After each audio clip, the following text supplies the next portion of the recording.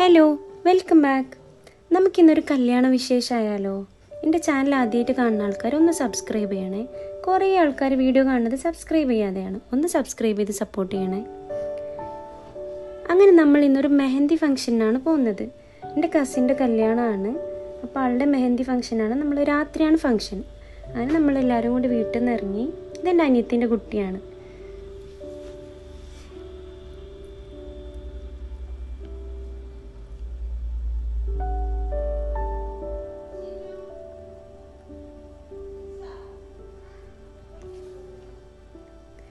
അങ്ങനെ നമ്മൾ കല്യാണ വീട്ടിലെത്തി.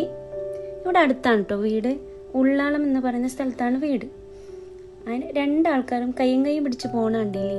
കുറച്ച് കഴിഞ്ഞാൽ അടിയാവുന്ന ആൾക്കാരാ.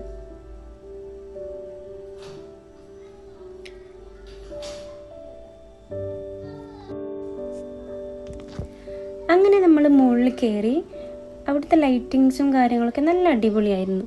ഡെക്കറേഷനൊക്കെ നല്ല സെറ്റായിരുന്നു. കല്യാണ ചെക്കനാണെങ്കിൽ ഫോട്ടോഷൂട്ടിൻ്റെ തിരക്കിലായിരുന്നു. ഫോട്ടോഷൂട്ടൊക്കെ നല്ല തകൃതിയായി തന്നെ നടക്കുന്നുണ്ട്. പിന്നെ നമ്മൾ അവിടെയൊക്കെ കുറച്ച് ആൾക്കാരായിട്ടൊക്കെ സംസാരിച്ചു, ഫാമിലിയുടെ ആൾക്കാരൊക്കെ ആയിട്ട്. പിന്നെ നമ്മൾ ഫുഡ് കഴിക്കാൻ പോയി. ആ ക്ലിപ്സൊന്നും ഞാൻ എടുത്തിട്ടില്ല കേട്ടോ, ബിക്കോസ് നമുക്ക് ആദ്യമായിട്ടല്ലേ, അപ്പോൾ അത് സെറ്റായില്ല. സ്റ്റേജൊക്കെ കണ്ടില്ല, നല്ല രസമായിട്ടുണ്ട്.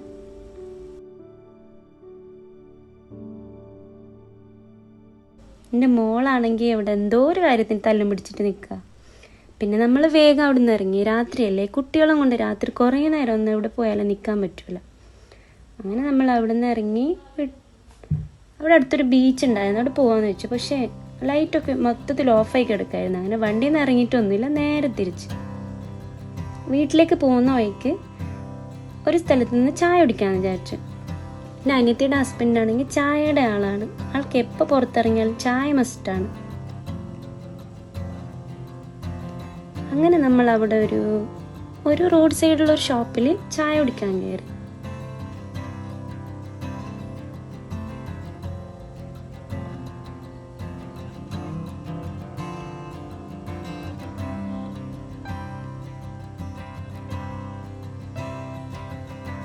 ഇതെൻ്റെ അനിയത്തിയുടെ ഹസ്ബൻഡും മോളാണ്. ഹസ്ബൻഡ് മലപ്പുറത്തെ ആളാണ്. ഇവർ കല്യാണത്തിന് വേണ്ടി വന്നതാ.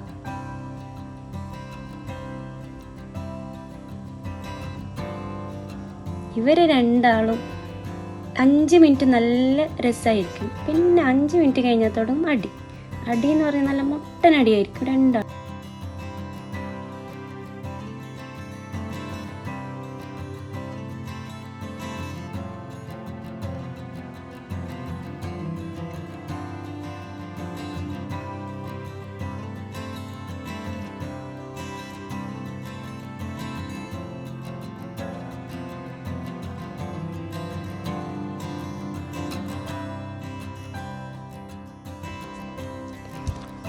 അടിപൊളിയായിട്ട് ചായയൊക്കെ കുടിച്ചിട്ട് നമ്മൾ അവിടുന്ന് വീട്ടിലേക്ക് തിരിച്ച്.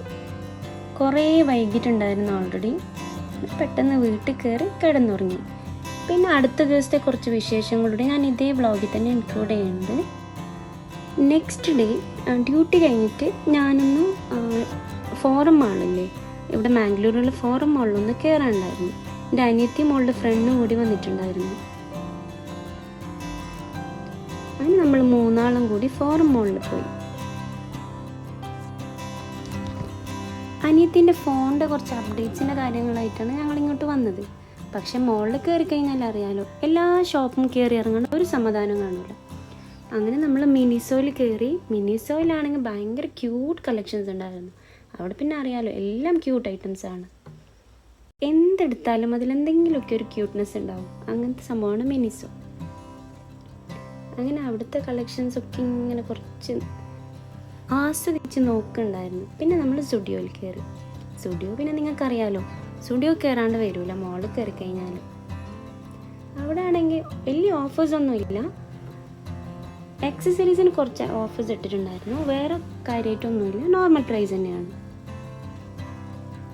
പിന്നെ അവിടുത്തെ കളക്ഷൻസൊക്കെ കുറച്ച് നോക്കി.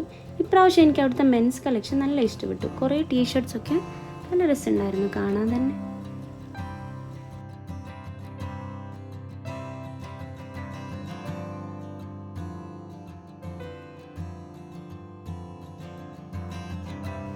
ഈ ടീഷർട്ട് നല്ല അടിപൊളിയായിരുന്നു കേട്ടോ.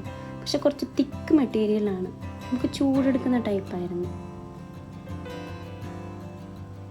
പിന്നെ കുട്ടികളുടെ സെക്ഷനിൽ നല്ല അടിപൊളി കളക്ഷൻസ് ഉണ്ടായിരുന്നു.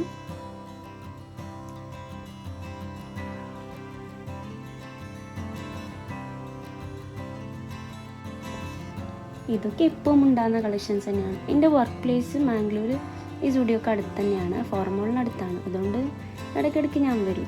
പുതിയ കളക്ഷൻസ് വന്നിട്ടുണ്ടോ എന്ന് നോക്കാം. പക്ഷേ ഓൾമോസ്റ്റ് എല്ലാം സെയിം ആണ്. മെൻസ് കളക്ഷൻസ് കുറച്ചധികം വന്നിട്ടുണ്ട് ഇപ്രാവശ്യം.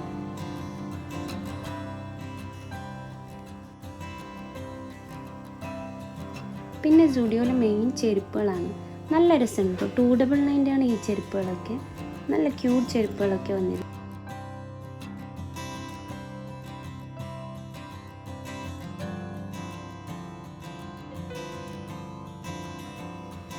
അങ്ങനെ അതൊക്കെ കണ്ടിട്ട് നമ്മൾ മോളിൽ നിന്ന് പുറത്തിറങ്ങി. അവിടെയാണെങ്കിൽ ഒരു ഐസ്ക്രീം ഷോപ്പിന് പ്രൊമോഷൻ നടക്കുന്നുണ്ടായിരുന്നു. ഈ സാന്റാക്ലോസിനെ ചിരിപ്പിച്ച് കഴിഞ്ഞാൽ നമുക്കൊരു കൂപ്പൺ കോഡ് തരും. ആ കൂപ്പൺ വെച്ചിട്ട് നമുക്ക് ഐസ്ക്രീം ഷോപ്പിൽ പോയിട്ട് റിഡീം ചെയ്യാം. അങ്ങനെ ഞാൻ കുറച്ച് എന്തൊക്കെയോ പറഞ്ഞ് ട്രൈ ചെയ്ത് ആളങ്ങ് ചിരിച്ച്. എന്തായാലും ചിരിക്കും, അവർക്ക് ആ കൂപ്പൺ തരണം, അത്രയേ ഉള്ളൂ സംഭവം. അങ്ങനെ അതും കിട്ടി. പിന്നെ ഇതിൻ്റെ തൊട്ടടുത്ത് തന്നെ ഒരു മോമോസിൻ്റെ ഷോപ്പ് ഉണ്ടായിരുന്നു. അങ്ങനെ അവിടുന്ന് അതും മേടിച്ച് അതും ട്രൈ ചെയ്തിട്ട് പിന്നെ നമ്മൾ നേരെ വീട്ടിലേക്ക് ഇറങ്ങി. അപ്പം നല്ല നല്ല വേറെ വിശേഷങ്ങളായിട്ട് ഇനിയും വരുന്നതായിരിക്കും.